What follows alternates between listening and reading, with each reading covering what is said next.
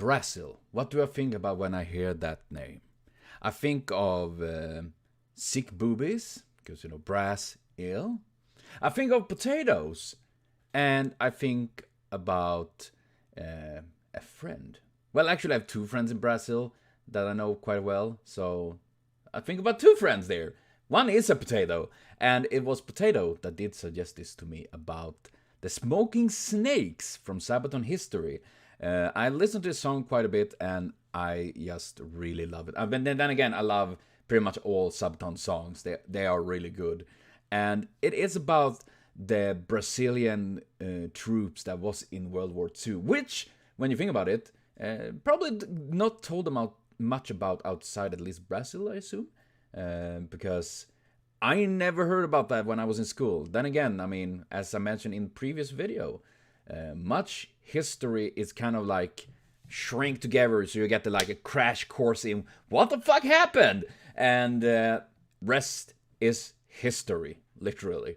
And I'm gonna try to this is from the Brazilian Expeditionary Forces. I can see if I can pronounce this in Portuguese. Força Expedicionária Brasileira. I don't know if I pronounce that correctly in any way. I will let Potato and then other Portuguese-speaking person decide that fate. And I'm really curious about this. So we can jump right into the smoking snake. Dude, the very fact that their insignia is a smoking snake is probably one of the fucking coolest shit ever, man. Why on earth would you have an eagle or something like that when you can have a smoking snake? That is so fucking rad. Dude, that is bad. And I'm not even a smoker. But, without any further ado, let's jump into this. Smoking snakes. I'm Indy Nidell. And I'm Per from Sabaton, and this is Sabaton history. I still love the fact the camera have a mounted M60 and stuff like that, Because, you shoot with the camera. Double meaning! Dude, this is actually brilliant. Didn't realize that before. You might not think of Brazil when you think of World War II, but the Brazilian Expeditionary Force fought well in Italy, producing 3 extraordinary heroes. Our song, The Smoking Snakes, is about the memory of those people. And we actually went down to Juez de Fora in Brazil and met the people who served with them. Now, Per is going to tell you a bit about the song, but I'm going to tell you about the Brazilian Expeditionary Force.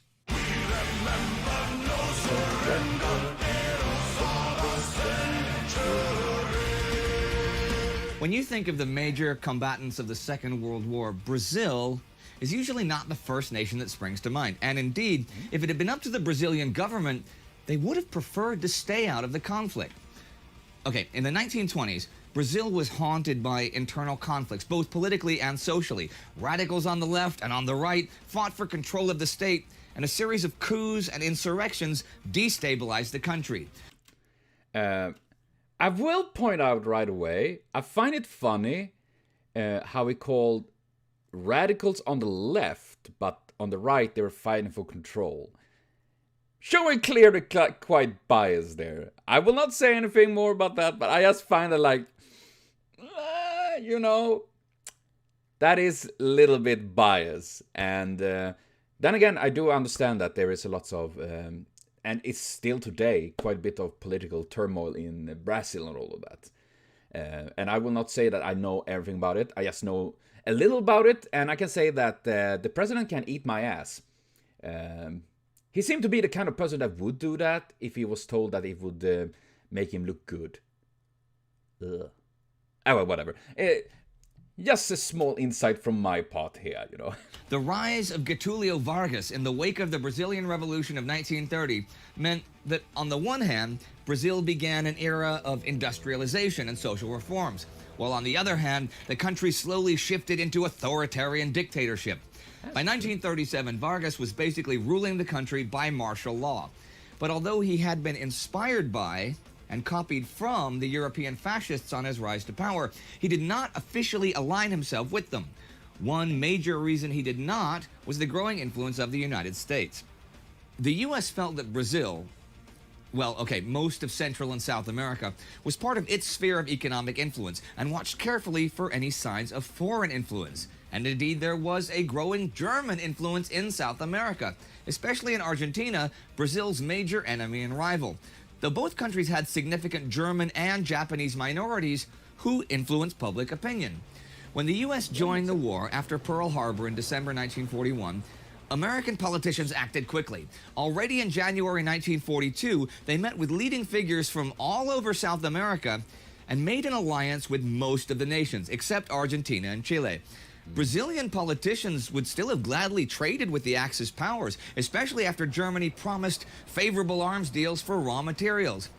But the U.S. made it perfectly clear that this was not cool with them, and consequences would follow. So Brazil joined their South American alliance. Far, far from home, to our war, born and soil and The Axis powers were well aware of the importance of raw materials from South America to the Allied war effort. So German and Italian submarines began targeting cargo vessels from Brazil en route to the U.S. In August 1942 alone, German submarine U-507 torpedoed and sank 5 Brazilian ships, and hundreds of dead Brazilian sailors caused a huge public outcry. Although the isolationistic Vargas government did not want to be involved in the war, public opinion forced his hand, and Brazil declared war on Germany August 22nd, 1942. I mean, it kind of makes sense. I mean, even if they try to be neutral or non-existing in the conflict, if you're dealing with one side, okay, in this case, United States, it's obviously that the Germans would retaliate. The same way, if they traded with the Germans, as they kind of said, like, yeah, it will be a problem. I mean, then again, it wouldn't be the first time white people try to mess with South America in any kind of way. I'm just saying, I'm terribly sorry about all that. Seeing though, they trying to kind of play on this both sides, it doesn't really work. I mean, I guess Sweden in a way was one very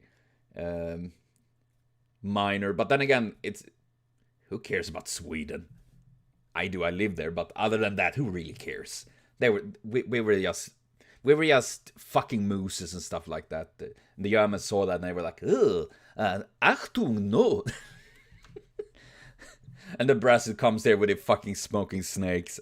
I think we know who won the logotype competition here. I'm just saying. What the fuck does Sweden Army have? 3 crowns. Lame. This meant mobilizing the Army and the Navy, though both were in a rather poor state. Brazil did not have a large army anyhow, nor the equipment to outfit one. In fact, they were equipped with an amalgamation of European weapons, so they turned to the U.S. for help. The U.S. was actually not all that keen on helping out, since American industry had its hands full with equipping their own units, but they couldn't turn down the Brazilians without insulting them. So they offered to... That is so fucking...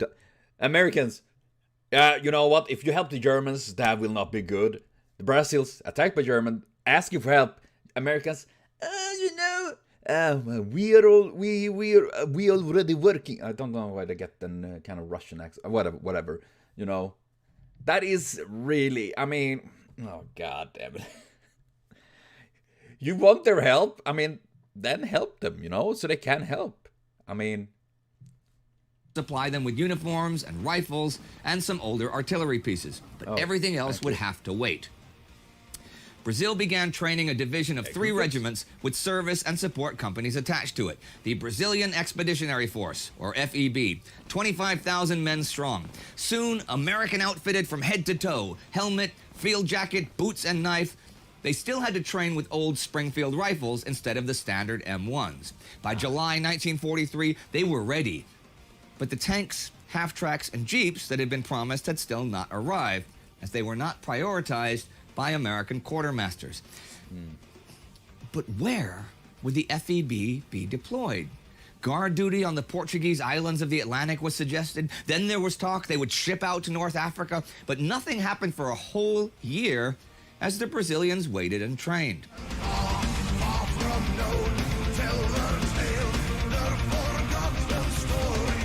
By mid-1944, the war in the Mediterranean had progressed from North Africa to Sicily and then bogged down in Italy.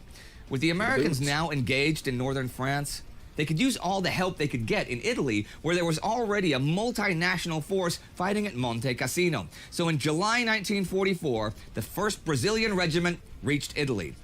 But the Americans there, at first, did not really know what to do with them and didn't even have enough barrack space for them. By now, there was a whole lot of discontent with the whole waiting around to do what they trained for shtick.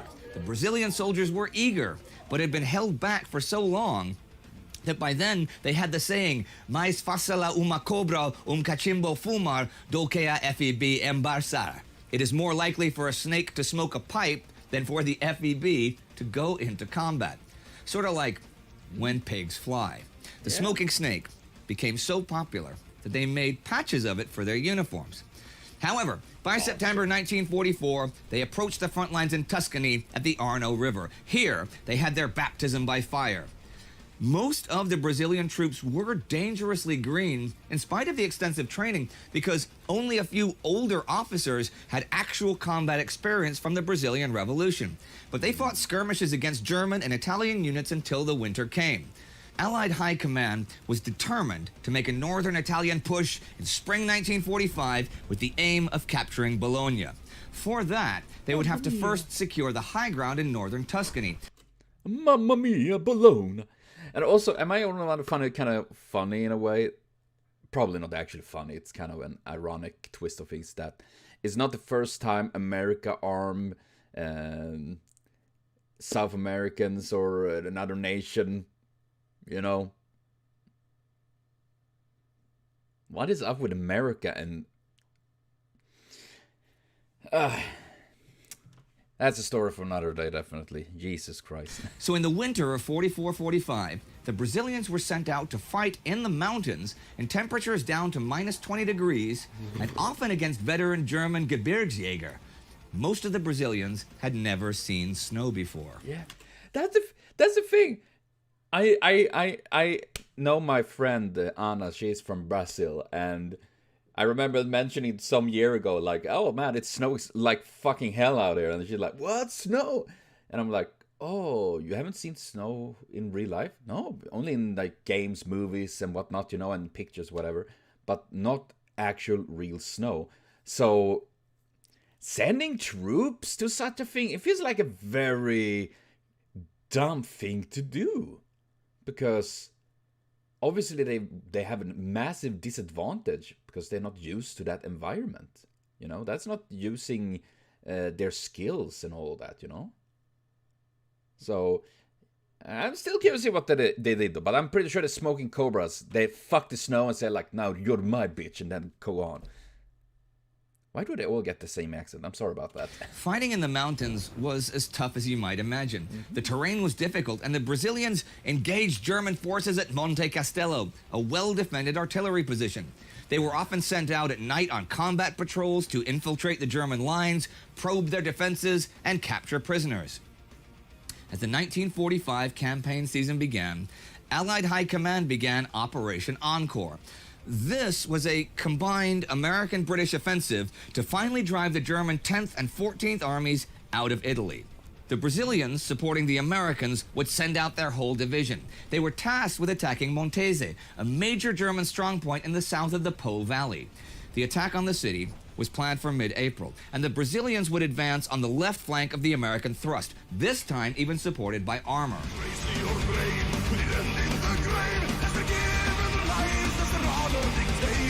Prior to the attack, the Brazilians sent out patrols to reconnoiter the heights and villages around the city, or to clear minefields and update the maps. But the German infantry lay in wait, and on April 14th, right before the main attack, the Brazilian Mountain Infantry Patrol, consisting of Geraldo Baita da Cruz, Arlindo Lucio da Silva, and Geraldo Rodrigues de Souza, was ambushed by a large German force. Spotted by a German machine gun, the three men ran for cover. They were heavily outnumbered and could not be reinforced, but they did not surrender. Instead, they returned fire until their ammunition ran dry and mortar shells began falling around them. According to the legend, the Brazilians still refused to surrender and instead fixed their bayonets and advanced on the Germans. The three were killed, and the Germans then buried them and planted a cross as a tribute to the heroism the Brazilians displayed. The cross bears an inscription, which I'll get to in a moment. The battle for Montese began, and the three heroes were not the only Brazilians to die that day. Montese was liberated by the Brazilians after several days of house-to-house fighting, and this battle was both the heaviest and also the final major battle the FEB fought in the Second World War. Fighting continued after the battle as the Germans retreated, but once Mussolini was killed by Italian partisans on April 28th, the unconditional surrender of the Axis forces in Italy was signed. Three took the blow, putting breath in their bow, throwing dice with their lives as they pay in their price. Now, I spoke with a Brazilian historian about the grave and its veracity. The FEB's burial platoon did find a grave with a cross and the inscription Drei Tapfere Brasil, and the soldiers were identified by their dog tags. This is beyond doubt. For the Germans to bury them at all is very unusual. Corpses were often booby-trapped even, so you have to wonder what they did to impress the Germans. The bayonet charge and facing German fire is likely, though not definitely, an invention. The grave also bears the date January 24th, 1945, long before the fighting for Montese. However, the more famous version of the story is what I said from the Montese fighting, and with Drei Brasilianische Helden, 3 Brazilian heroes, on the grave. So there are 2 competing stories, and we don't know for sure what those brave men in the grave specifically did. Anyhow, the battle for Italy was over, and so was the war for the FEB. Oh man, and that I mean, obviously, getting the full, unadulterated story, what happened, is probably impossible today, because chance of someone that was there still alive today is so minuscule at all, you know. But the very fact that it was there really says something, that what these 3 must have done, as he said, like most Germans, like they booby-trapped the bodies and stuff like that, and I'm pretty sure that the Allies did as well. I wouldn't be surprised at all, you know, I mean, pretty nasty things to do, but oh my, I'm gonna get my friend, beep beep, oh fuck. But seeing the very fact that they actually did this really makes me wonder, because that is something, even if Nazis obviously insane. Oh god, don't get me started about it. But seeing random like soldiers like this, Germans have been shown to German soldiers have been shown to show some respect. You know, one other is if you have heard the song "Bullet No Fly," Bullet No Fly, about this German pilot that guided an English bomber out of the danger zone, even at this risk of being shooting down himself, because he saw that the plane couldn't do anything anymore. It was wounded. It, you know, stuff like that. And God, but it really makes you wonder what did actually happen there. What did these 3 do? No doubt that they were insanely fucking badass to get that, you know. For the Brazilian national conscience, the death of the 3 heroes became synonymous with their struggle in a war far from home, in an unfamiliar land, on unfamiliar ground. This fight has become legend, and we will never know what happened exactly on that day. But the story of those brave Brazilian men helps us make sense of the seemingly senseless death of endless millions on the battlefields of the world. These 3 young men died fighting selflessly against the Nazis to save countless other lives, the lives of strangers. And that is the ultimate sacrifice, lest we forget. We'd like to thank Icles Rodriguez and the channel Leitura Obriga Historia for help with the research for this. There is a link to their channel in the description.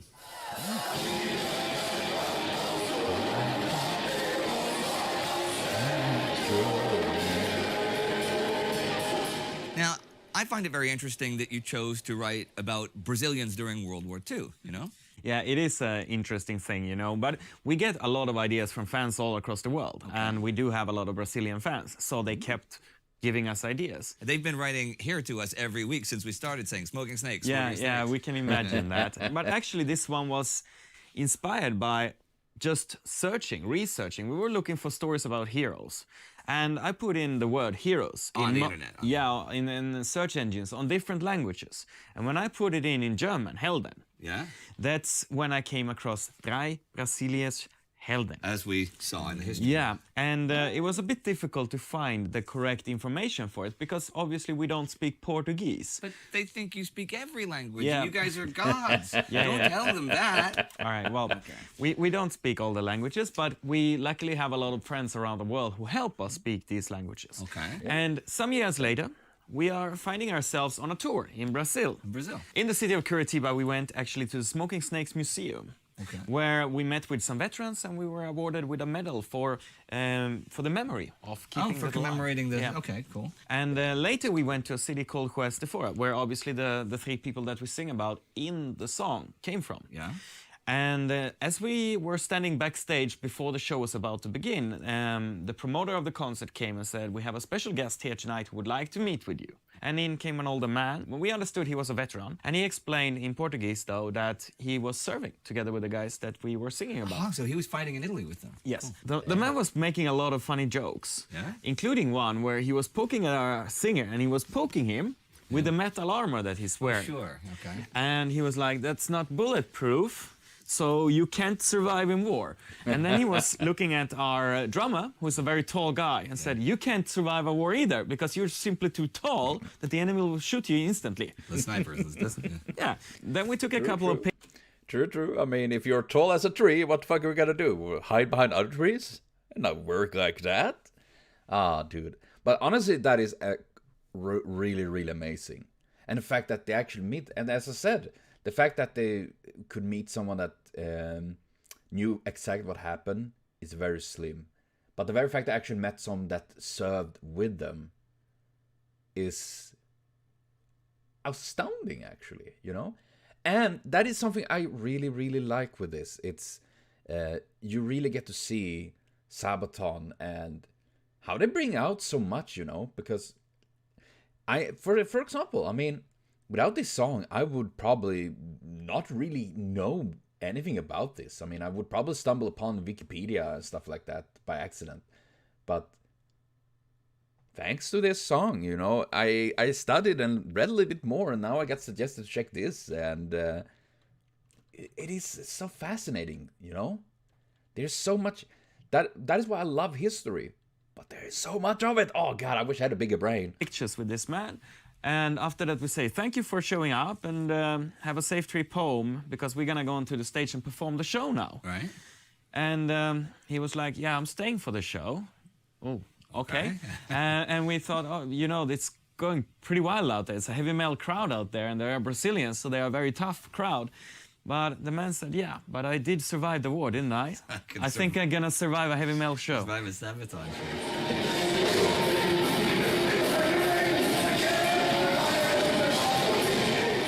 Now, there's one thing that you told me, which I think is really interesting. Since your song is a tribute to these men, but there's also tributes to your song. Yeah, well, a lot of them, actually. If you think about it that way, you refer to the orchestral versions of it. Yeah, okay. Yeah, because the song Smoking Snakes is obviously about the Brazilian army. Sure. And there's a lot of Brazilian army orchestras who cover this one. And I think they actually made it to one of their marching songs now. Wait, can we hear and see some of those right now?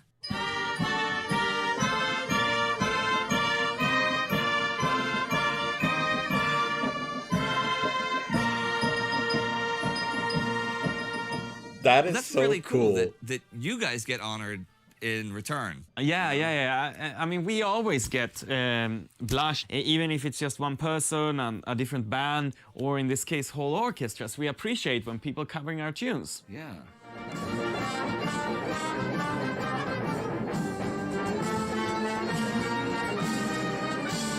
in some of our So songs, badass, man. it's actually funny when we are talking about a specific country. Yeah. We try as well sometimes to get in something of the local language. And in the song Smoking Snakes, we have a few words in Portuguese. Okay. And it is, of course, it becomes very powerful when it's in your native language. And when thousands of Brazilians sing along to Portuguese language, it sounds like this.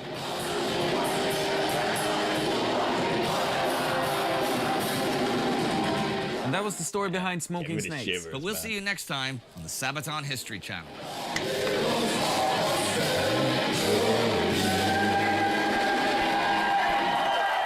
All right, everybody, thanks for watching. And don't forget to subscribe to the Sabaton History channel, check out Indie's other channels, and please also support us here on Patreon, because that's really what makes this thing happen. Seriously, this is amazing.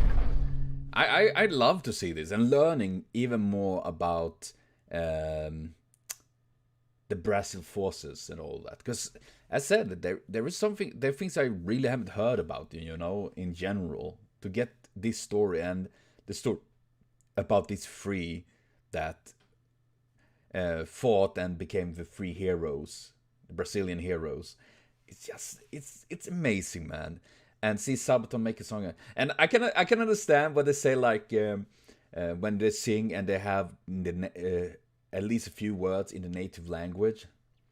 That is really like, oh, I know what I'm feeling when they like literally sing in Swedish. And first time I heard them sing Swedish, I was a little bit like, sounds so weird, but I dig it. So I can just imagine how it feels. And all of it, though, with all this history, it is amazing to learn and know more about these Brazilian soldiers and the Brazilian Expeditionary forces serving, and kind of how they come to the point where they, you know, join the war and stuff like that.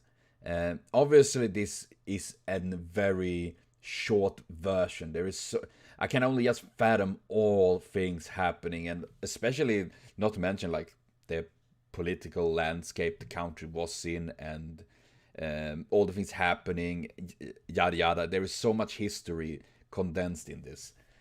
So there's something I definitely need to learn more about. And of course, thank all of you for watching here today with me. And hopefully you find this as interesting as I do, because I love these videos, the Sabaton History channel. And of course, links to their original video in the description.